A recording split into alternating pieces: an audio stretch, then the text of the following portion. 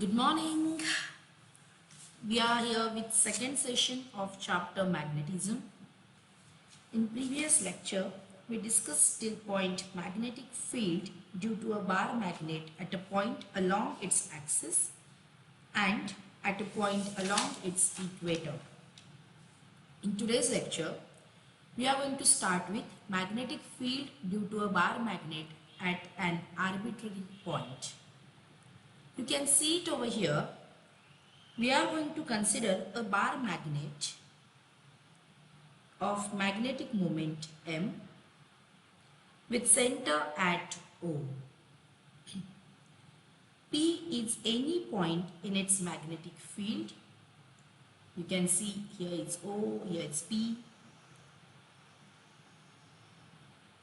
This M is resolved into two components.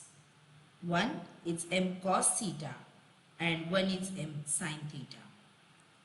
One component is along with R and another component is perpendicular to R. Along with R component is M cos theta and perpendicular to R component is M sin theta. Now, M sin theta, when we are going to consider, at that time, it is perpendicular to vector R. The point P is an equatorial point for the same distance. We can write magnetic field axial is equal to mu naught upon 4 pi 2m cos theta upon r cube. Now we already had discussion on this in previous chapter as well as previous point 2, and directed along m cos theta, this component is there, and for the equatorial we can write along with m sin theta, b equatorial is equal to mu naught upon 4 pi m sin theta upon r cube. Now we know that these are two components of magnetic field, so we can find out its magnitude as a resultant magnetic field. As per vector forms and properties, we can say that R is equal to root of Rx square plus Ry square, where we consider Rx and Ry are components of R. Here for vector B, there are two components, one is axial, one is equatorial. So equation turns as B is equal to under root B A square plus B EQ square. We know value of both, and in both equations mu naught upon 4 pi m upon r cube, this is constant term.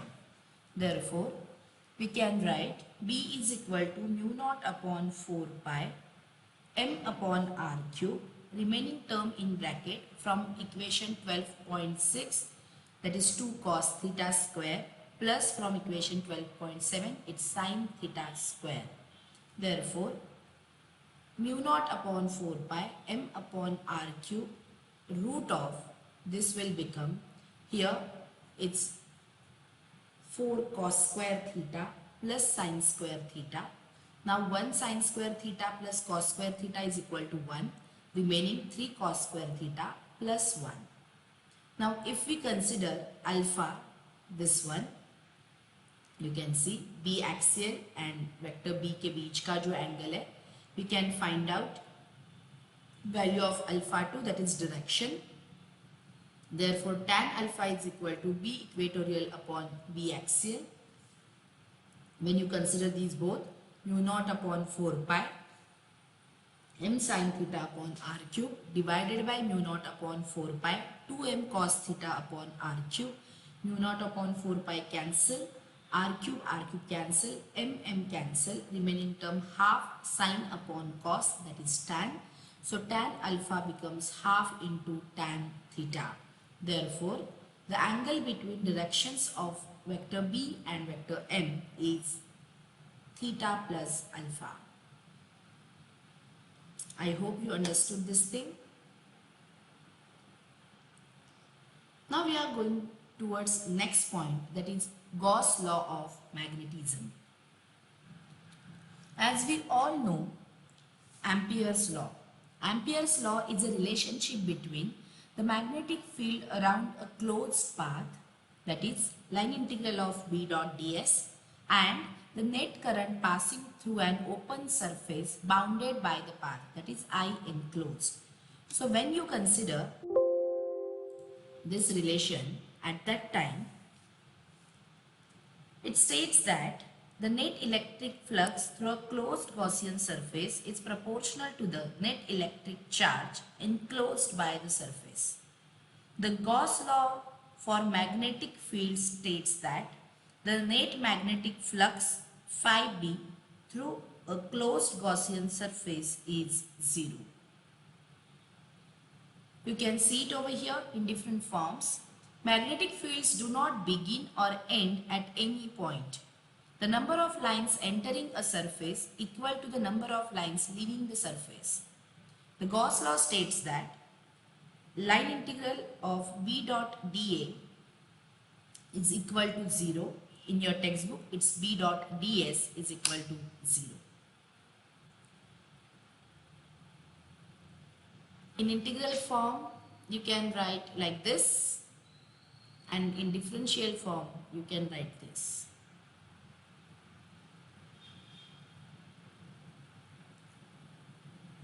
Moving towards next.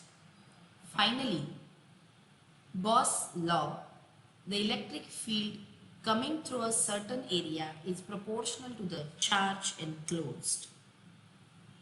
That is, electric flux is equal to integration of EDS or EDA is equal to Q upon epsilon naught.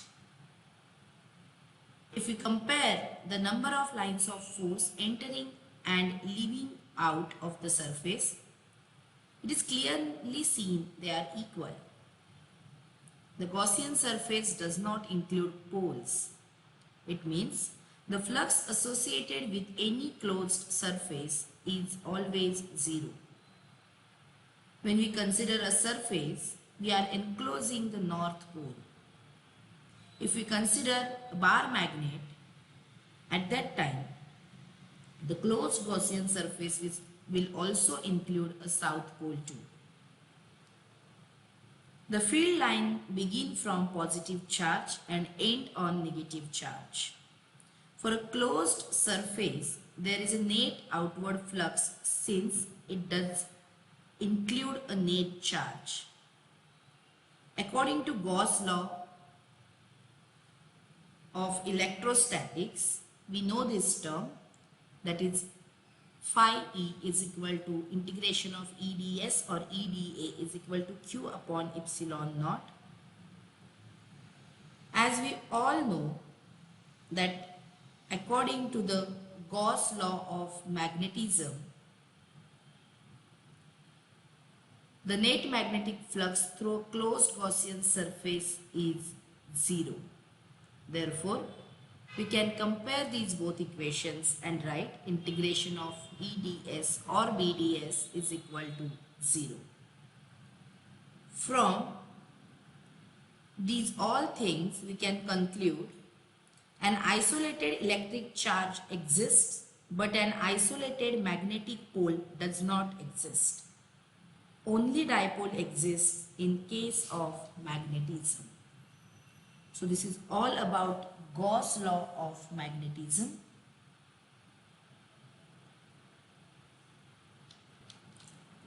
Now, most important question from this chapter, that is Earth's magnetism, Earth's magnetic field.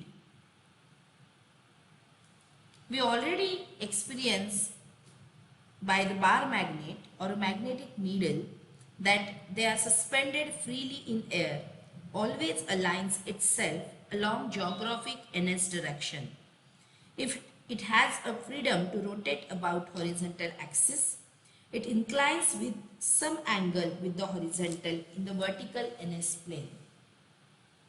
This fact clearly indicates that there is some magnetic field present everywhere on the earth. This is called terrestrial magnetism. It is extremely useful during navigation. This is from your textbook. Now moving towards our point, why this magnetic field is important, why we require this, some introductory part. Earth's magnetic field, also known as geomagnetic field, is the magnetic field that extends from the Earth's interior to where it meets the solar wind, a stream of charged particles emanating from the sun. The magnitude of Earth's surface ranges from 25 to 65 microtesiles, that is 0.25 to 0.65 Gauss. Not tesiles, it's teslas, I'm sorry. Roughly speaking, it is the field of a magnetic dipole currently titled at an angle of about 11.5 degrees with respect to Earth's rotational axis, as if there were a bar magnet placed at the angle, the center of the Earth. Unlike a bar magnet, however, Earth's magnetic field changes over time because it is generated by a geodynamo, that is, in Earth's case, the motion of the molten iron alloys in the outer core. Magnetic fields are produced by the motion of electrical charges. For example, the magnetic field of a bar magnet results from the motion of negatively charged electrons in the magnet. The origin of the Earth's magnetic field is not completely understood, but is thought to be associated with electrical currents produced by the coupling of convective effects and rotations in the spinning liquid metallic outer core of iron and nickel. This mechanism is termed the dynamo effect. Rocks that are formed from the molten state contain indicators of the magnetic field at the time of their solidification.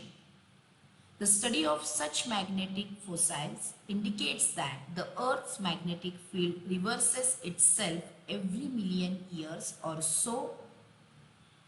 This is but one detail of the magnetic field that is not well understood. The positions of the magnetic poles can be defined in at least two ways. The magnetic deep pole is the point on the Earth's surface where the magnetic field is entirely vertical. The inclination of the Earth's field is 90 degrees at the north magnetic pole and minus 90 degrees at the south magnetic pole. The two poles wander independently of each other and are not directly opposite to each other on the globe. They can migrate rapidly. Movements of up to 40 km per year have been observed for the North Magnetic Pole. Over the last 180 years, the North Magnetic Pole has been migrating northwestward from Cape Adelaide in the Bhutia Peninsula in 1831 to 600 km from Resolute Bay in 2001. The magnetic equator is the line where the inclination is zero. If a line is drawn parallel to the moment of the best fitting magnetic dipole, the two positions where it intersects the Earth's surface are called the north and south geomagnetic poles. If the Earth's magnetic field were perfectly dipolar, the geomagnetic poles and magnetic deep poles would coincide and compasses would point towards them. However, the Earth's field has a significant contribution from non-dipolar terms, so the poles do not coincide and compasses do not generally point at either. Now we are going to discuss few basic definitions and terms, that is magnetic parameters of the Earth. Let's start one by one. Here you can see one diagram. We are mentioning the directions which are always in the form of geographic directions. Start with magnetic axis. You have to learn this whole concepts according to your textbooks directly. There is no choice. The earth is considered to be a huge magnet. Magnetic north pole of the earth is located below Antarctica, while the south pole is below North Canada. The straight line NS, you can see it over here, the straight line NS, joining these two poles, it's called magnetic axis. This line MM dash we consider as the magnetic axis. Second one, magnetic equator.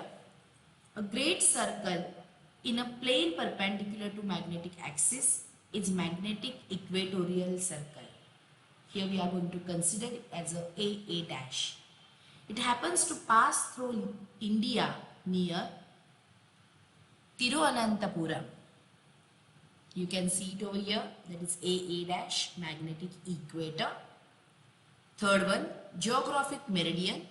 A plane perpendicular to the surface of the earth, perpendicular to the geographic axis, is geographic meridian.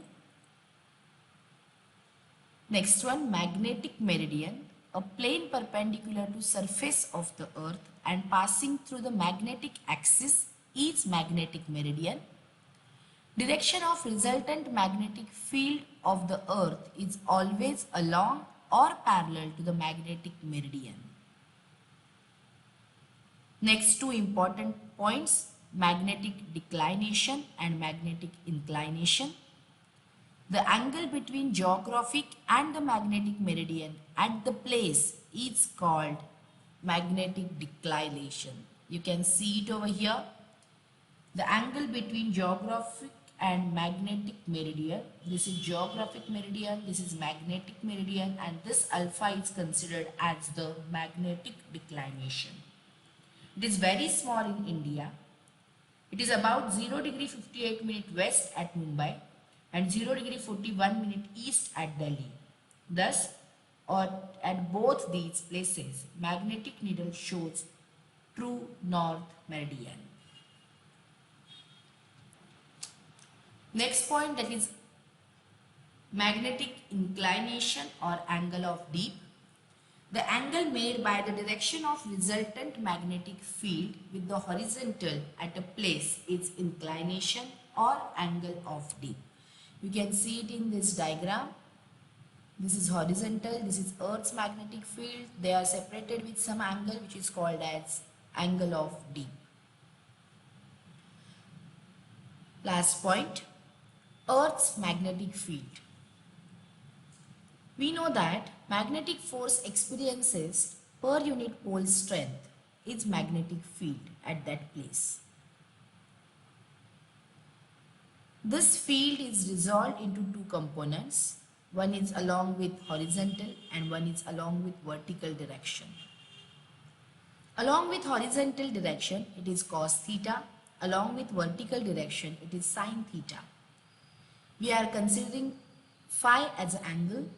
So, along with horizontal, that is B cos phi. Along with vertical, it's B sin phi.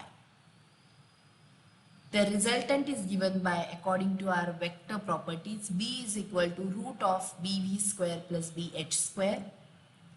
And their direction is given by BV upon BH is equal to tan of phi.